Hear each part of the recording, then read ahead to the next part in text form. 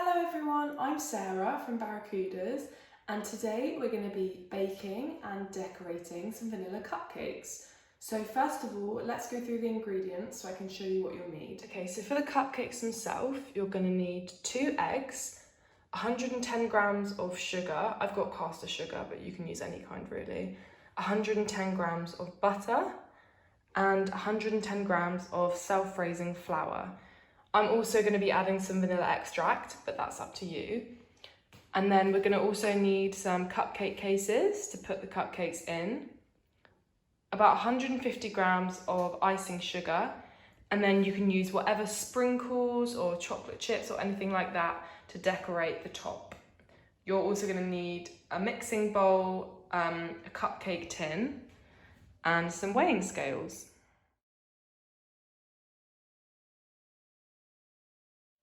Okay, so now we've gone through the ingredients that we need. First things first, especially when we're cooking, it's really important that we make sure we wash our hands. So I've already done mine with soap, but that's definitely the first thing to do before we start anything else off.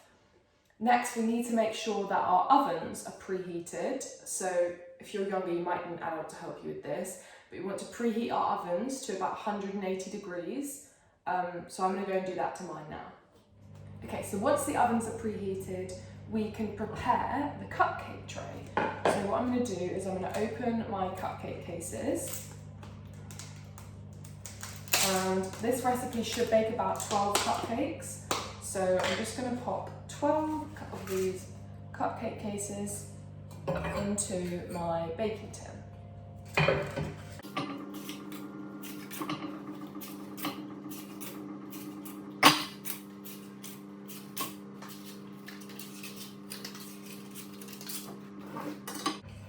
Okay, now as you can see, my cupcake cases are in the tin, which means very exciting, we can start working on the recipe. So I'm just using this mixing bowl and a wooden spoon, and what we're going to start to do is we're going to start by creaming the butter and sugar together. So I'm just going to pop my weighing scales on, and I'm going to measure out 110 grams of sugar.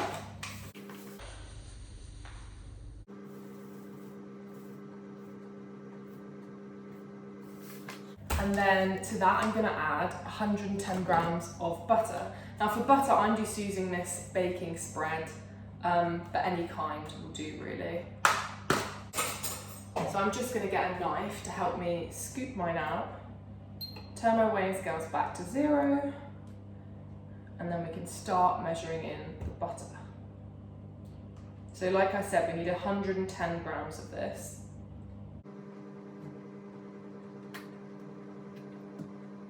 There we go, got it perfect.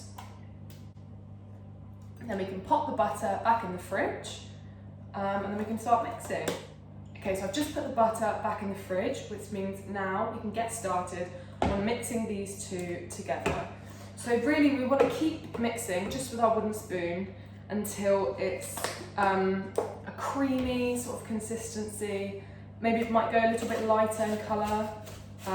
So you just want to be sort of pushing the butter into the sugar, like so, and just keep mixing that.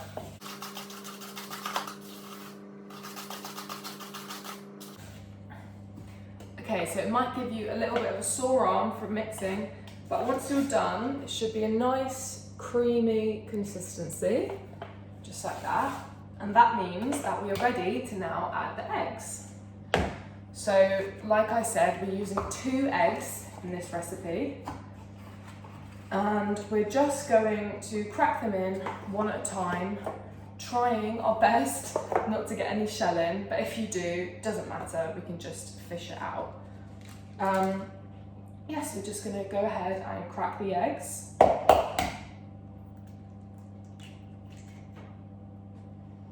So I think I managed to not get any shell in that one. So let's see if I can do the next one.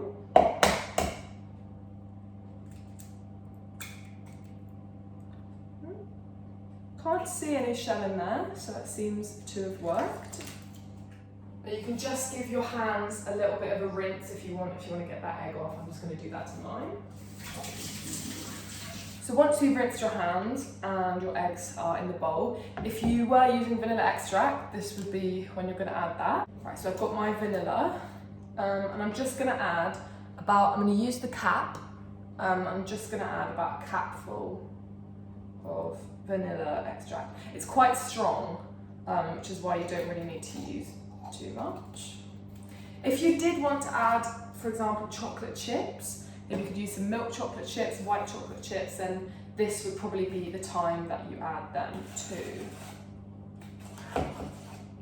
So then we're just going to go ahead and start mixing in the eggs to our mixture until we've got a nice smooth mixture. Now at this stage, it might be looking a little bit lumpy at first, but that's fine. We've just got to keep mixing and we should get to a nice smooth mixture. So once we've been mixing that for a couple of minutes, we should have a nice smooth mixture. Just try and show you what mine looks like without tipping it out of the bowl. It might be a tiny bit lumpy, but it doesn't matter because once we add the flour in, that is what is going to sort of bind it all together. So what I'm actually going to do is I'm going to get a separate bowl to measure out my flour in because we're going to be adding the flour in 2 lots. So I'm just going to grab a bowl. Right, so I've just got this bowl to measure out my flour, and exactly the same as the sugar and butter, we're also going to need 110 grams of flour. So I'm just going to measure that out in my separate bowl.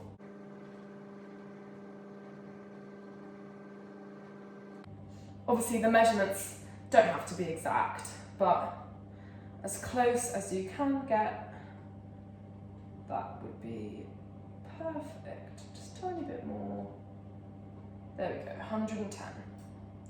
So self-raising flour has actually already got things in it, hence the name, that are going to make the cakes rise. If you didn't have any self-raising flour, you could use some plain flour and then just add about a teaspoon of baking powder, and that should help the cakes rise if you didn't have any self-raising. Right, so I've got my 110 grams of self-raising flour, and what I'm going to do is I'm just going to add about half of that into my bowl and just give it a mix. So I say it's about half. So I'm just going to stir this in. Try not to get flour everywhere.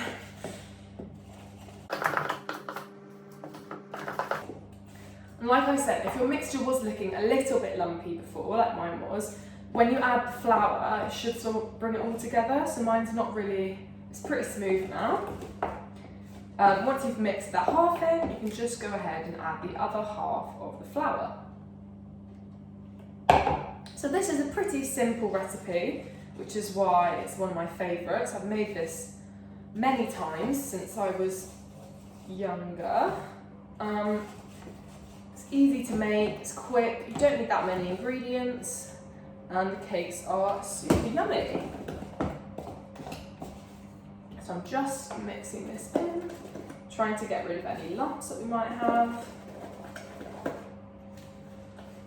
It smells like vanilla, love that smell. And once you've mixed the last of the flour in, you should have a nice smooth mixture, which is now ready to be spooned into our cupcake tray. Okay, so what I've done is I've just got 2 tablespoons out of the drawer, and these are going to help us scoop the mixture into the cases. So I'm going to start off by just doing a tablespoon per cupcake case. Like I said, we've got 12. And then if there's any mixture left over in the bowl, we can just split that up between the leftover cases. Just because I've got one handy, I'm just going to grab a spatula, which is going to help me just get the scrapings out of the bowl, but it doesn't matter if you don't have one. You can just stick with your wooden spoon. Okay, so I'm just going to start spooning my mixture and use 2 spoons. So you can just get a spoonful and then use the other spoon to help you scoop that into the case. Now remember, we do want to leave some room in the cases because, like we said, because of the self-raising flour, the cupcakes are going to rise. So we don't want to completely fill them and then they'll be exploding out the cases. So we'll just do about a spoonful in each case. Once you start to get to the end, I'm just using the spatula to just scrape around the bowl so we can make sure that we don't have any mixture going to waste. Okay, so my mixture has only ended up making 10 cupcakes, but that's absolutely fine. They're relatively big, if you can see there. So I'm just going to take these 2 empty cases out.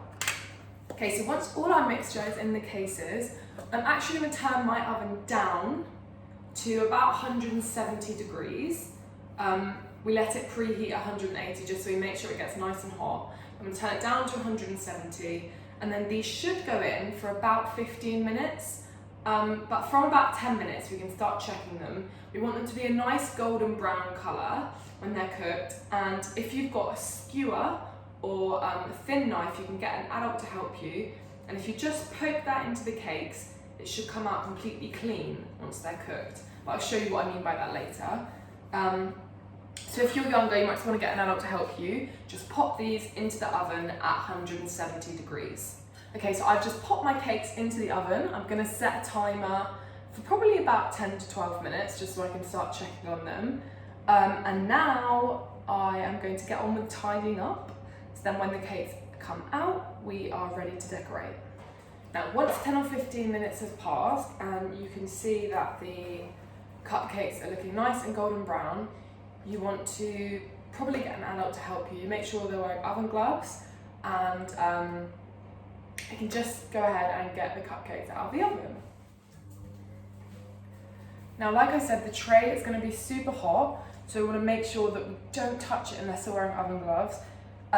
Be careful where you put it as well, obviously, so I'm just going to pop it on the heat-resistant hob here.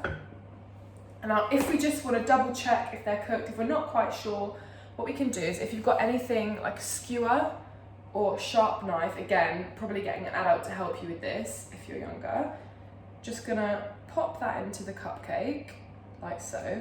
And if it comes out clean with no mixture on, then that's how we know that the cupcakes are definitely cooked. And what we're gonna do is we're gonna leave these to cool for about 10 to 15 minutes before we make the icing, because we don't want the icing to just melt off them. So we'll leave that for about 10 minutes. We can turn our ovens off now. Okay, so what I've done is I've just taken the cupcakes out of the tray, and that's just going to help them cool down a bit quicker. Okay, so my cupcakes have probably been cooling for about 15 minutes now. They're pretty much cold to the touch, which means we can get started on the icing. Okay, so next we're going to add 100 grams of icing sugar just into a glass bowl or just a small bowl. I'm just going to weigh that out using our weighing scale. So once you've done that, you should have a small bit of icing sugar just in your bowl. Next, we're just going to take a teaspoon and we're going to start adding water in. We don't need much water at all to mix this together, but it does depend on how thick you want your icing to be. So to start off, we'll just add 1 teaspoon of water and mix it in.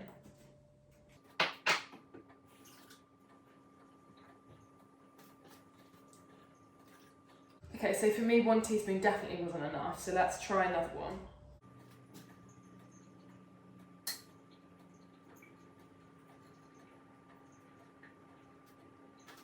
Just adding a 1/3 teaspoon now.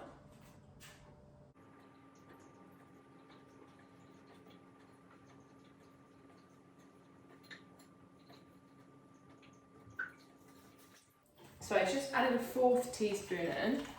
I'm just mixing it around. I think for me that's probably the perfect consistency. It's not too runny, but it's not too thick. There are a couple of lumps, so I'm just going to mix that in and try and get rid of all the lumps in there. Okay, so now I've mixed that in, the icing's nice and smooth. If you did have any food colouring, you could add a drop or 2 of that in now, which would turn your icing a different colour. But I think I'm just going to stick with mine being white for today. Next, you're going to get your sprinkles out ready if you're using any. And then we can just go ahead and start icing the cakes. So you just want to take a small spoonful of the icing and just put it in the middle on top of each cake, like so. Might want to wait for it to stop dripping. It's quite hard to not make a mess when you do this. But it's okay, the icing sugar is pretty easy to wipe up. So we're just gonna, if you just pop some in the middle, you'll see that it does start to spread out. So you don't need too much on each cake. And you can just go ahead and do the same to all the cakes. Just popping about a teaspoon in the middle, and it will just start to spread to the edges. Just like so, and it will just start spreading around the edges. If it doesn't look like quite enough, you can just go ahead like I'm doing and just add a little bit more. So like this one, for example, I'm just tipping it this way a bit, just to make sure that the whole cake is covered. There we go, like so. Okay, so once all your cakes are covered in icing, we don't want to wait for the icing to set, and we want to go ahead and start decorating. So I'm just using some gold glitter and some hundreds and thousands, but like I said, you could use whatever you want really. You could use fruit, you could use sprinkles, chocolate chips, anything that you've got in the cupboards. You can go ahead and decorate with. So here's my finished cupcakes with some of them have got the gold shimmer on, some of them have got hundreds and thousands, but they look super yummy and I can't wait to eat them. And then once they're all decorated, you might want to leave them for a couple of minutes just to set, for the toppings to stick to the icing, and then you are ready to eat them. Share these with your family if you're feeling generous, or maybe some friends. But yeah, I really hope that you guys have enjoyed following along this recipe, and have a great rest of your summer.